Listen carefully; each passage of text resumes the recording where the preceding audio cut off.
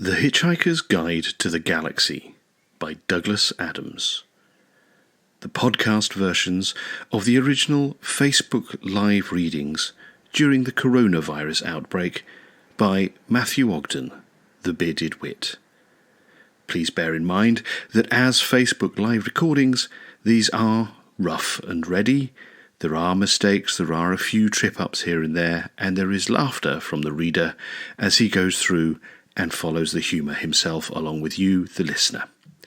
We hope you enjoy listening to these and share liberally. Part 19. Hello everyone, it's been a long wait. I am so sorry to have not been here. Anybody that knows me personally will have known that I've been having a lot of trouble with my two slip discs in my neck, which have been causing no end of havoc for me in the last couple of months, 2-3 months. However, things are beginning to improve. I can stay upright now for more prolonged periods without bits of me falling off. And I'm able to finally get back to doing the stuff that I love, which is this, along with other things. But it means a lot to me to be able to come back and start reading for you again. So first of all, I wanted to say an absolutely huge thank you to all of you that have written to me from literally all over the world wishing me well. I have been immensely touched by your generosity and your messages of encouragement, and a couple from people, I won't name them, but who are facing their own difficulties and nevertheless still had enough in their tank to offer their best wishes to me. And it means a hell of a lot, especially to hear from people that are also going through their own problems. So thank you very much for that. I really appreciate it. The second little bit of housekeeping that I would like to share is that I now have a Patreon page.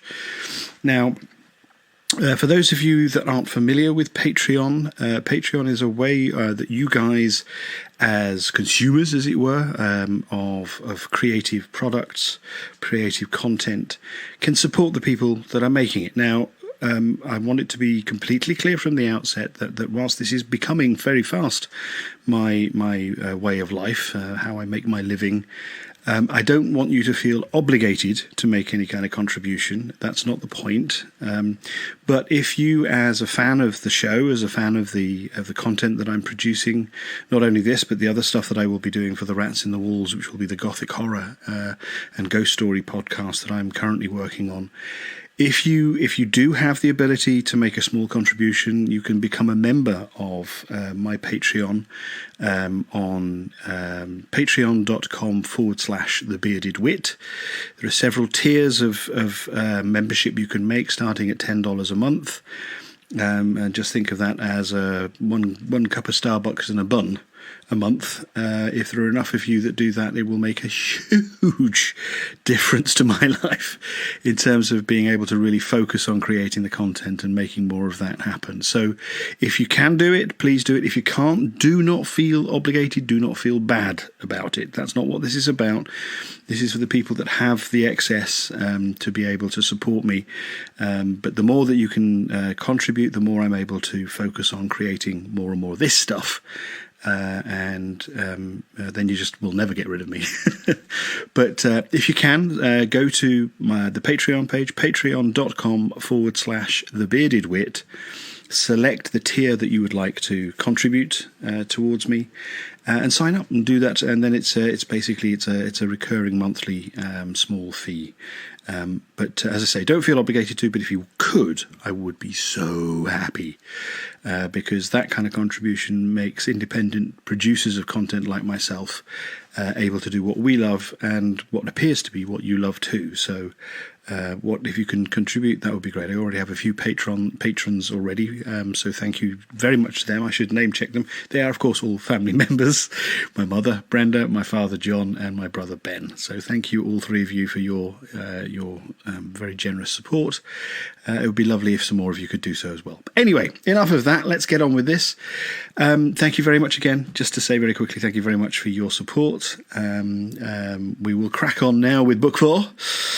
So long and thanks for all the fish. Quick recap. If any of you can remember, we got to the point where basically Arthur is back on Earth.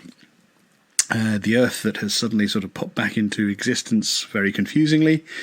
He's hitching to try and find his home again. He's picked up and received a lift from somebody, and it turns out that the passenger, the heavily sedated passenger in the back, her name is Fenchurch, and we're beginning to understand that she was perhaps the lady who had, right at the beginning of the very first book, she was the one that suddenly had the realization of what the truth of life was all about before the Earth was destroyed by the Vogon constructor fleet.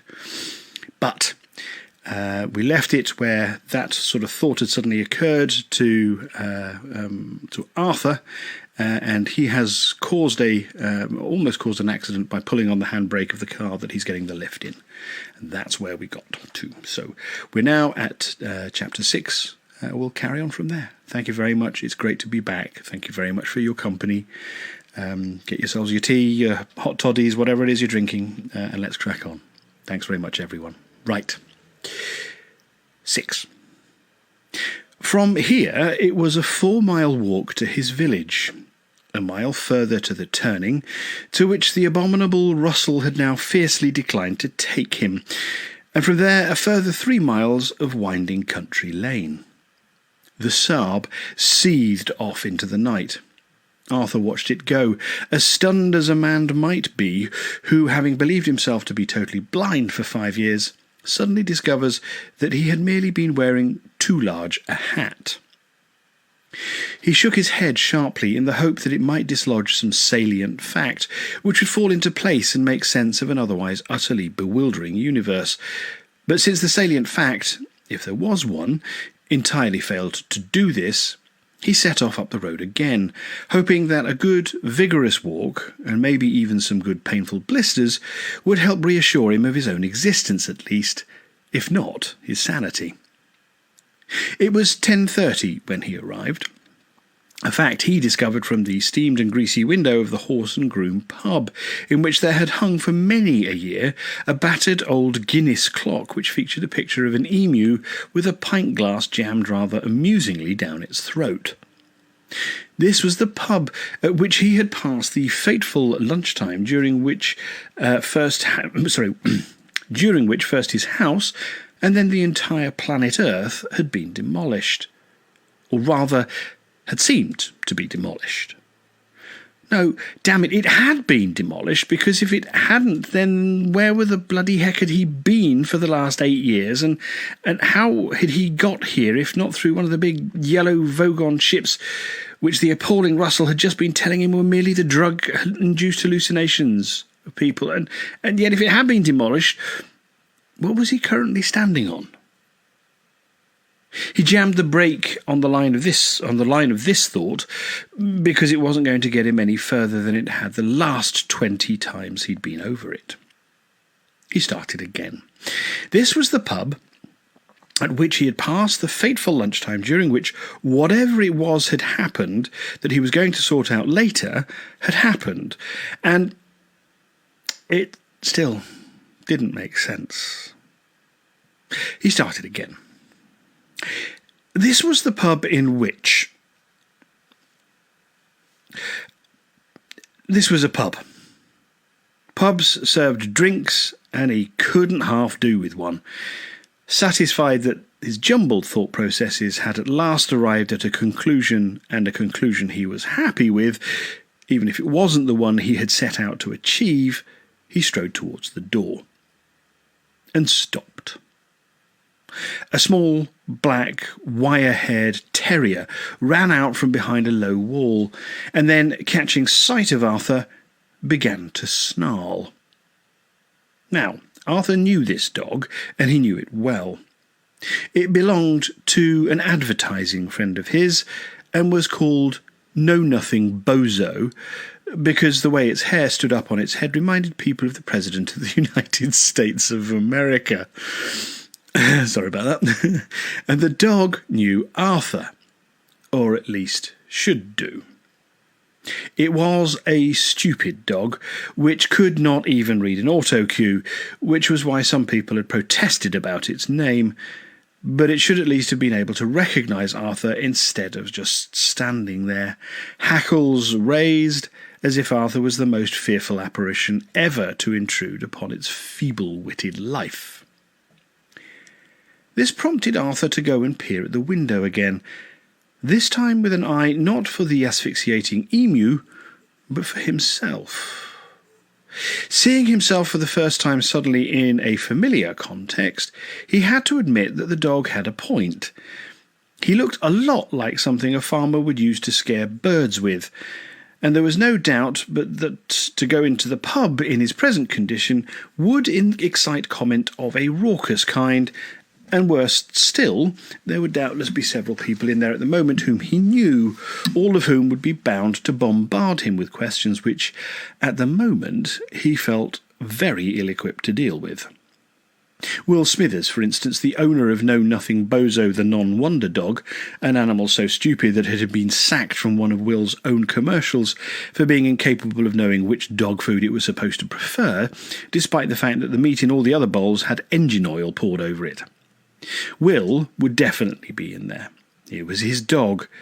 Here was his car, a grey Porsche 928S with a sign in the back window which read, "My other car is also a Porsche." Damn him. He stared at it and realised that he had just learned something he hadn't known before. Will Smithers, like the most overpaid and unscrupulous bastards Arthur knew in advertising, made a point of changing his car every August so that he could tell people his accountant made him do it, though the truth was that his accountant was trying like hell to stop him, what with all the alimony he had to pay and so on, and that this was the same car Arthur remembered him having before. The number plate proclaimed its year. Given that it was now winter, and that the event which had caused Arthur so much trouble 8 of his personal years ago had occurred at the beginning of September, less than 6 or 7 months could have passed here. He stood terribly still for a moment, and let Know-Nothing Bozo jump up and down, yapping at him. He was suddenly stunned by a realisation he could no longer avoid, which was this. He was now an alien on his own world. Try as they might, no one was even going to be able to believe his story. Not only did it sound perfectly potty, but it was flatly contradicted by the simplest observable facts. Was this really the Earth? Was there the slightest possibility that he had made some extraordinary mistake? The pub in front of him was unbearably familiar to him in every detail, every brick, every piece of peeling paint, and inside he could sense its familiar, stuffy, noisy warmth, its exposed beams, its unauthentic cast-iron light fittings, its bar, sticky with beer that people he knew had put their elbows in, overlooked by cardboard cutouts of girls with packets of peanuts stapled all over their breasts. It was all the stuff of his home, his world. He even knew this blasted dog. "Hey, Know-Nothing!" The sound of Will Smithers' voice meant that he had to decide what to do quickly. If he stood his ground, he would be discovered, and the whole circus would begin. To hide would only postpone the moment, and it was bitterly cold now. The fact that it was Will made the choice easier. It wasn't that Arthur disliked him as such. Will was quite fun. It was just that he was fun in such an exhausting way, because being in advertising, he always wanted you to know how much fun he was having and where he had got his jacket from. Mindful of this, Arthur hid behind a van. "Hey, Know-Nothing, what's up?" The door opened and Will came out, wearing a leather flying jacket that he got a mate of his at the Road Research Laboratory to crash... Oh, sorry. The door opened and Will came out, wearing a leather flying jacket that he got a mate of his at the Road Research Laboratory to crash a car into specially, in order to get that battered look. Know Nothing yelped with delight, and having got the attention it wanted, was very happy to forget Arthur. Will was with some friends, and they had a game they played with the dog. "Commies!" they all shouted at the dog in chorus. "Commies! Commies! Commies!" The dog went berserk with barking, prancing up and down, yapping its little heart out, beside itself in transports of ecstatic rage. They all laughed and cheered it on, then gradually dispersed to their various cars and disappeared into the night. Well, that clears one thing up, thought Arthur from behind the van. This is definitely the planet I remember. His house was still there. How or why, he had no idea. He decided to go and have a look whilst he was waiting for the pub to empty, so that he could go and ask the landlord for a bed for the night when everyone else had gone.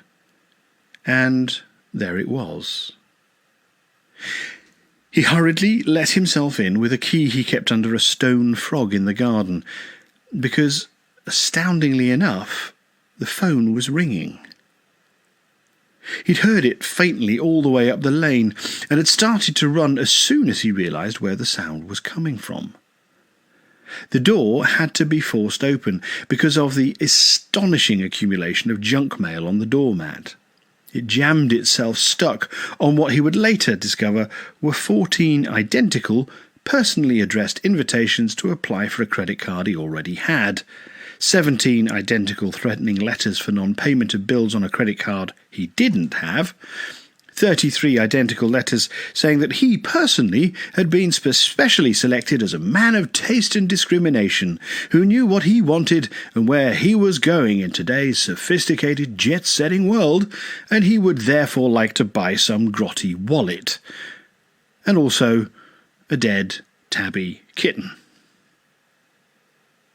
He rammed himself through the relatively narrow opening afforded by all this, stumbled through a pile of wine offers that no discriminating connoisseur would want to miss, slithered over a heap of beach villa holidays, blundered up the dark stairs to his bedroom, and got to the phone just as it stopped ringing. He collapsed, panting, onto his cold, musty-smelling bed, and for a few minutes stopped trying to prevent the world from spinning round his head in the way it obviously wanted to. When it had enjoyed its little spin and had calmed down a bit, Arthur reached out for the bedside light, not expecting it to come on. To his utter surprise, it did. This appealed to Arthur's sense of logic. Since the electricity board cut him off without fail every time he paid his bill, it seemed only reasonable that they should leave him connected when he hadn't. Sending the money obviously only drew attention to yourself. The room was much as he had left it, i.e., festeringly untidy, though the effect was muted a little by a thick layer of dust. Half-read books and magazines nestled amongst piles of half-used towels. Half pairs of socks reclined in half-drunk cups of coffee. What was once a half-eaten sandwich had now half-turned into something that Arthur entirely didn't want to know about. Bung a fork of lightning through this lot, he thought to himself, and you'd start the evolution of life off all over again. There was only one thing in the room that was different.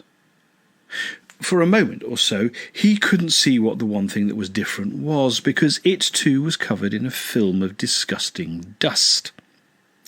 Then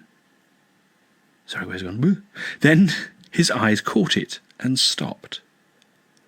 It was next to a battered old television, on which it was only possible to watch Open University study courses, because if it tried to show anything else more exciting, it would break down.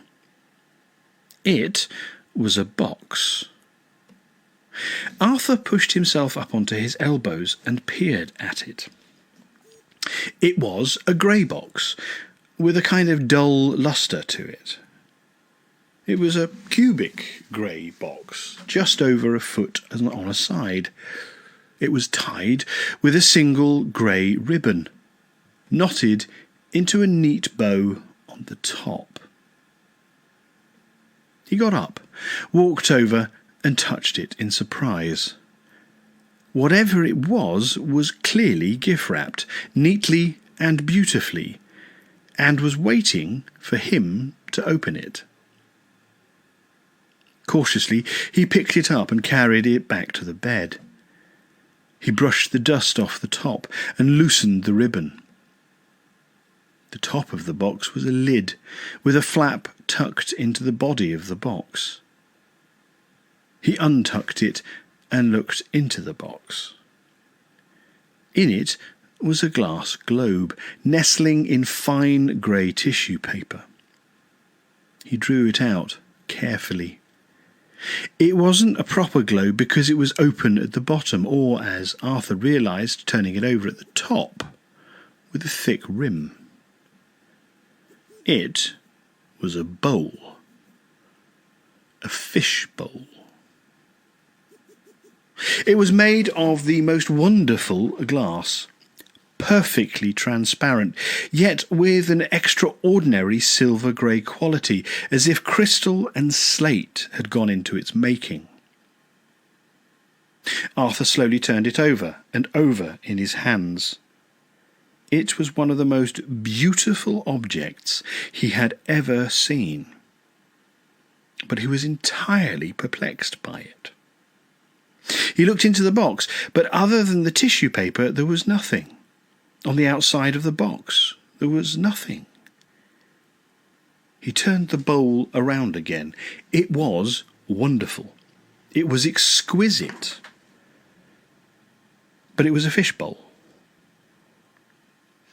He tapped it with his thumbnail, and it rang with a deep, glorious chime which was sustained for longer than seemed possible, and when at last it faded, seemed not to die away so much, but to drift off into other worlds, as if into a deep sea dream. Entranced, Arthur turned it around yet again, and this time the light from the dusty little bedside lamp caught it at a different angle, and glittered on some fine abrasions on the fishbowl's surface.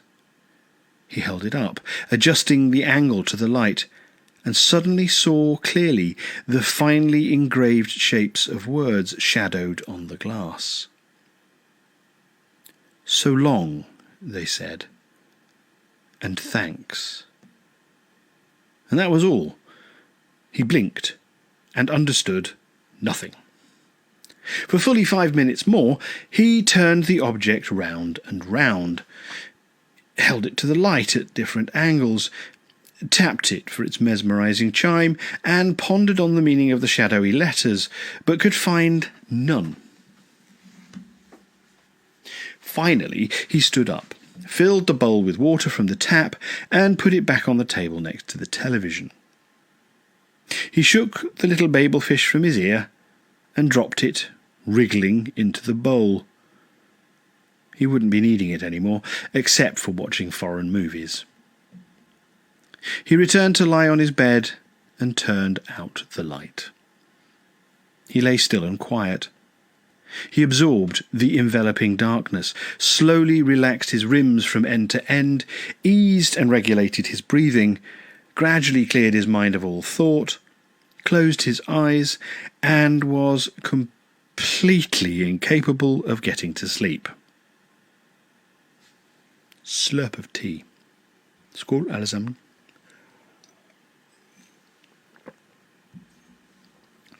The night was uneasy with rain. The rain clouds themselves had now moved on and were currently concentrating their attention on a small transport cafe just outside Bournemouth. But the sky through which they had passed had been disturbed by them, and now wore a damply ruffled air, as if it didn't know what else it might do if it was further provoked. The moon was out in a watery way. It looked like a ball of paper from the back pocket of a pair of jeans that have just come out of the washing machine, and which only time and ironing would tell if it was an old shopping list or a £5 note. The wind flicked about a little, like the tail of a horse that's trying to decide what sort of mood it's in tonight, and a bell somewhere chimed midnight. A skylight creaked open. It was stiff, and it had to be jiggled and persuaded a little, because the frame was slightly rotten, and the hinge at some time in its life had rather been sensibly painted over. But eventually it was open. A strut was found to prop it, and a figure struggled out into the narrow gully between the opposing pitches of the roof. It stood and watched the sky in silence.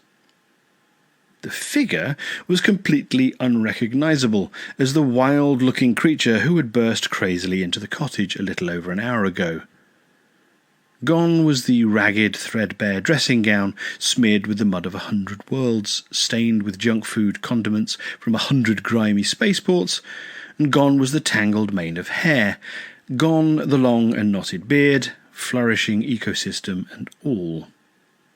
Instead, there was Arthur Dent, the smooth and casual, in corduroys and a chunky sweater. His hair was cropped and washed, his chin clean-shaven. Only the eyes still said whatever it was the universe thought it was doing to him.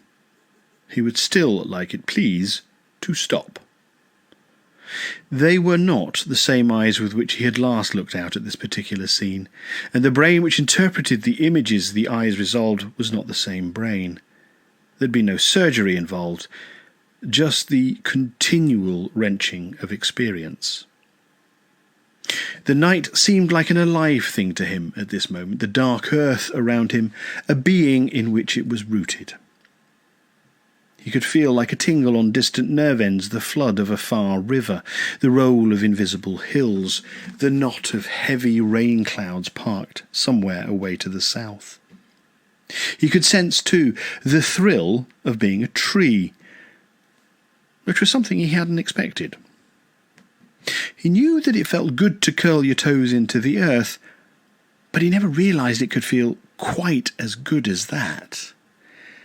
He could sense an almost unseemly wave of pleasure reaching out to him all the way from the New Forest. He must try this summer, he thought, and see what having leaves felt like. From another direction, he felt the sensation of being a sheep startled by a flying saucer, but it was virtually indistinguishable from the feeling of being a sheep startled by anything else it ever encountered, for they were creatures who learned, let's face it, very little on their journey through life, and would be startled to see the sun rising in the morning, and astonished by all the green stuff in the fields. He was surprised to find that he could feel the sheep being startled by the sun that morning, and the morning before, and being startled by a clump of trees the day before that. He could go further and further back, but it got dull because it all consisted of just a sheep being startled by things they'd been startled by the day before. He left the sheep and let his mind drift outwardly, sleepily in developing ripples. It felt the presence of other minds, hundreds of thousands in a web, some sleepy, some sleeping, some terribly excited, one fractured. One fractured. He passed it fleetingly and tried to feel for it again, but it eluded him like the other card with an apple on it in Pelmanism. He felt a spasm of excitement because he knew instinctively who it was, or at least knew who he wanted it to be. And once you know what it is you want to be true, Instinct is a very useful device for enabling you to know who or what that is. He instinctively knew that it was Fenny, and he wanted to find her, but he could not. By straining too much for it, he could feel he was losing this strange new faculty, so he relaxed the search and let his mind wander more easily once more. And again, he felt the fracture. Again, he couldn't find it. This time, whatever his instinct was busy telling him it was all right to believe, he wasn't certain that it was Fenny, or perhaps it was a different fracture this time. It had the same disjointed quality, but it seemed a more general feeling of fracture, deeper, not a single mind, maybe not a mind at all. It was different. He let his mind sink slowly and widely into the earth, rippling, seeping, sinking. He was following the earth through its days, drifting with the rhythms of its myriad pulses, seeping through the webs of its life, swelling with its tides, turning with its weight. Always the fracture kept returning, a dull, disjointed, distant ache. And now he was flying through a land of light. The light was time. The tides of it were days receding. The fracture he had sensed, the second fracture, lay in the distance before him across the land, the thickness of a single hair across the dreaming landscape of the days of the earth. And suddenly he was upon it.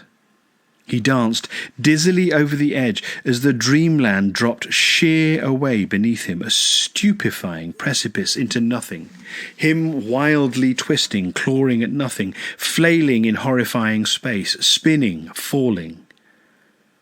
Across the jagged chasm had been another land, another time, an older world, not fractured from, but hardly joined. Two earths. He woke. A cold breeze brushed the feverish sweat standing on his forehead. The nightmare was spent, and so, he felt, was he. His shoulders dropped. He gently rubbed his eyes with the tips of his fingers. At last, he was sleepy, as well as very tired. As to what it meant, if it meant anything at all, he would think about in the morning. For now, he would go to bed and sleep. His own bed. His own sleep. He could see his house in the distance and wondered why this was. It was silhouetted against the moonlight, and he recognised its rather dull, blockish shape. He looked about him and noticed that he was about 18 inches above the rose bushes of one of his neighbours, John Ainsworth. His rose bushes were carefully tended, pruned back for the winter, strapped to canes and labelled. And Arthur wondered what it was he was doing above them. He wondered what was holding him there, and when he discovered that nothing was holding him there, he crashed awkwardly to the ground. He picked himself up, brushed himself down, and hobbled back to his house on a sprained ankle. He undressed and toppled into bed. While he was asleep, the phone rang again. It rang for fully 15 minutes and caused him to turn over twice. It never, however, stood a single chance of ever waking him up. Just going to stretch my back a second, won't be a moment.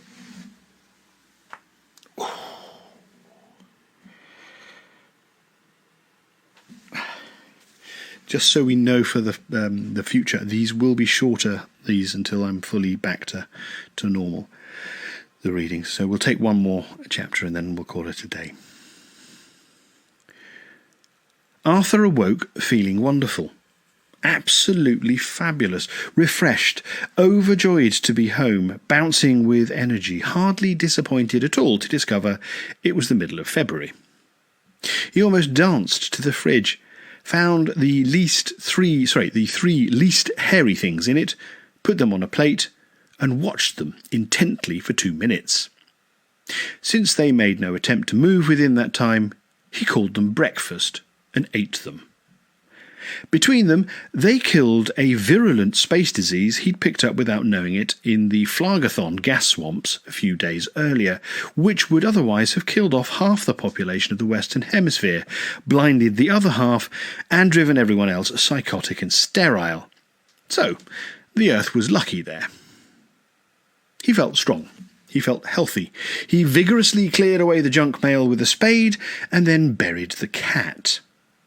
Just as he was finishing that, the phone went, but he let it ring while he maintained a moment's respectful silence. Whoever it was would ring back if it was important. He kicked the mud off his shoes and went back inside. Oh, excuse me. Ow. Sorry, folks. I got a sneeze snuck up on me there. Right. Okay, sorry. Blah, blah, blah. Right. Yes, just as he was finishing that, the phone went, but he let it ring whilst he maintained a moment's respectful silence. Whoever it was would ring back if it was important. He kicked the mud off his shoes and went back inside.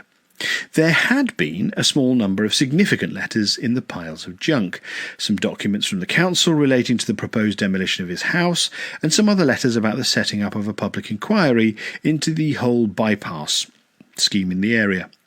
There was an old letter from Greenpeace, the ecological pressure group to which he occasionally made contributions, asking for help with their scheme to release dolphins and orcas from captivity, and some postcards from friends vaguely complaining that he never got in touch these days. He collected these together and put them in a cardboard file, which he marked Things to Do, since he was feeling so vigorous and dynamic that morning, and even added the word urgent. He unpacked his towel and another few odds and sods from the plastic bag he had acquired at the Port Braster mega market. The slogan on the side was a clever and elaborate pun in lingua centuri, which was completely incomprehensible in any other language and therefore entirely pointless for a duty-free shop at a spaceport. The bag also had a hole in it, so he threw it away. He realised with a sudden twinge that something else might have dropped out of in the small spacecraft that had brought him to Earth, kindly going out of its way to drop him right beside the A303. He had lost his battered and space-worn copy of the thing which had helped him find his way across the unbelievable wastes of space he had traversed. He'd lost The Hitchhiker's Guide to the Galaxy. Well, he told himself, this time, I really won't be needing it again. He had some calls to make. He'd decided how to deal with the massive contradictions his recent journey precipitated, which was that he would simply brazen it out. He phoned the BBC and asked to be put through to his department head. Oh, hello, Arthur Dent here.